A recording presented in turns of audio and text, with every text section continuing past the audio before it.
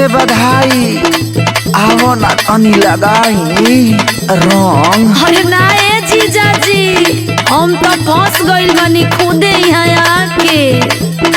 आ जाना तानी रोवा गोजन को दे मन मानी लगा के। अरे सुना सुना का लगल छाव धरे आहिल बारू जीजा गावे सुतावे से होली मावे।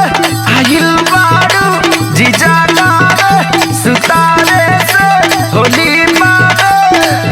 तनी करे नती जाती पर पराता ये जीजा जी ना सहता ये जीजा जी। पर पराता ये जीजा जी ना सहता ये जीजा जी।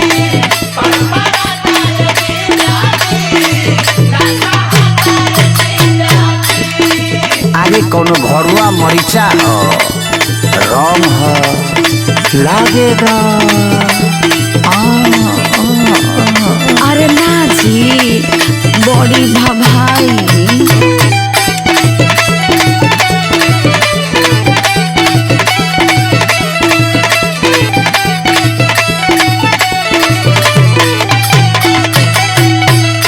हाय हाय हाय हाय अब बारिश बारिश के दिन में तू बहाना करता रू कि ठीक नहीं खेला।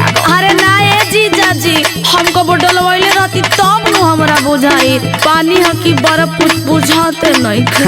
ए साली जी मैंने हमरा माथा पर सी लिखल बा हमरा पता नहीं है कि तेरा का नावेला है। सुना जानी बेकार कर फगुआ के सीजन डालेला दिल साली का बात रीजन।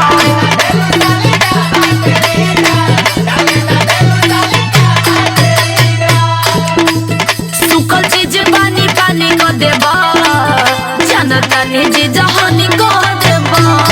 सुखल चीज पानी पानी को देबा जनता ने जी जहानी को देबा। सुखल चीज पानी पानी को देबा जनता ने जी जहानी को देबा। झूठो बांधन फिर जाती छर छराता ये जीजा जी न सहता ये जीजा जी। पर पराता ये जीजा जी न सहता ये जीजा जी। पर पराता ये जीजा जी न सहता ये जीजा जी। अरे अखिलेश बाबा बंटी हो संजय बाबू आदर्श हे अनुज ना ना ना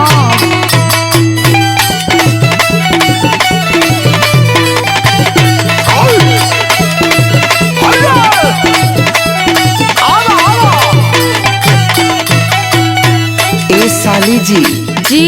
मिलल बा सुतार तो भंग ना करो। अच्छा आप प्यार से लगवा लो तंग ना करो। प्यारे जीजा जी के भाई आजन करिए अति आई पर डालला के अधिकारो करे बा जे होई हमर पति। अरे बाह रे सती कोरोना भूसा होई भूसा भरौल कोना ये साली मुझसे जोड़िया जमौल।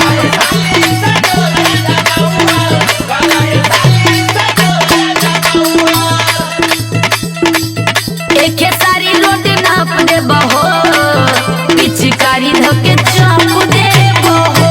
एके सारी रोटी नाप दे बहो पिचकारी धके चाप दे बहो। एके सारी रोटी नाप दे बहो पिचकारी धके चाप दे बहो। ऐसे का तो खालो अभिषेक कटी जाती चर्चा